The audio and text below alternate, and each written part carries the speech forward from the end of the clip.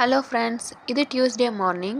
Thai Pongal celebration எல்லாம் முடிச்சுட்டு Mattu Pongal celebrate பண்ணாதனால எங்கேயாச்சும் போகலான்னு சொல்லி பிளான் பண்ணியிருந்தோம். சரி சொல்லிட்டு கேஆர்பி டம் போகலான்னு போனோம். போகிற வழியில் எல்லார் வீட்டு வாசல்லையும் சூப்பராக கோலம் போட்டிருந்தாங்க. அந்த கோலத்தை எல்லாம் ரசிச்சுட்டு அப்படியே கேஆர்பி டம்க்கு கிளம்பிட்டோம். நாங்கள் காலையிலேயே சீக்கிரமாக போனதுனால பெருசாக கூட்டமும் இல்லை. ஒரு சில பேர் தான் அங்கே இருந்தாங்க.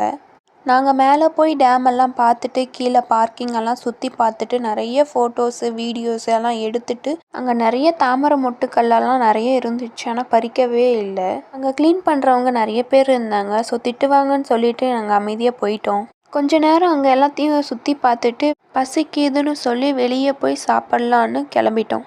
டேமுக்கு பக்கத்தில் ஒரு ரோடு இருந்துச்சு. அதில் போகலான்னு போனோம். ஆனால் சூப்பராக இருந்துச்சு அந்த இடமே. அதை பார்த்துட்டு அப்படியே அங்கே இருந்த மானெல்லாம் பார்த்துட்டு கிளம்பிட்டோம். போகிற வழியில் ஃப்ரூட்ஸ் கடை இருந்துச்சு. அங்கே வாட்டர் மெலன் வாங்கி சாப்பிட்டு வீட்டுக்கு கிளம்பிட்டோம். நாங்கள் மாட்டுப்பொங்கல் செலிப்ரேட் பண்ணாதனால என் ஹஸ்பண்டோட தாய் மாமா அவங்க பொங்கல் செலிப்ரேட் பண்ணுறதுக்காக வீட்டுக்கு கூப்பிட்ருந்தாங்க. ஃபஸ்ட்டு இறந்த பெரியவங்களுக்கெல்லாம் கும்பிட்டு அதுக்கப்புறம் தான் நாங்கள் சாமி கும்பிடவே ஆரம்பித்தோம்.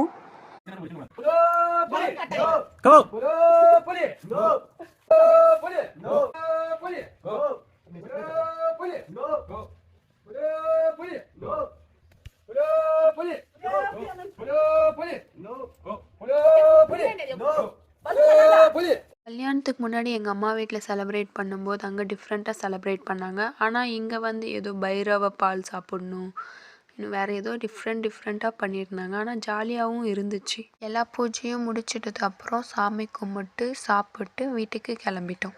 இப்படி தான் எங்களுடைய மாட்டு பொங்கல் போச்சு. உங்கள் எல்லாருக்கும் எப்படி பொங்கல் போச்சுன்னு சொல்லி கமெண்ட் பண்ணுங்கள். இந்த வீடியோ உங்களுக்கு பிடிச்சிருந்தா தமிழ் செல்வன் ரம்யா சேனலுக்கு லைக் அண்ட் சப்ஸ்கிரைப் பண்ணி ஷேர் பண்ணி விடுங்க. நம்ம அடுத்த வீடியோவில் சந்திப்போம். பாய்.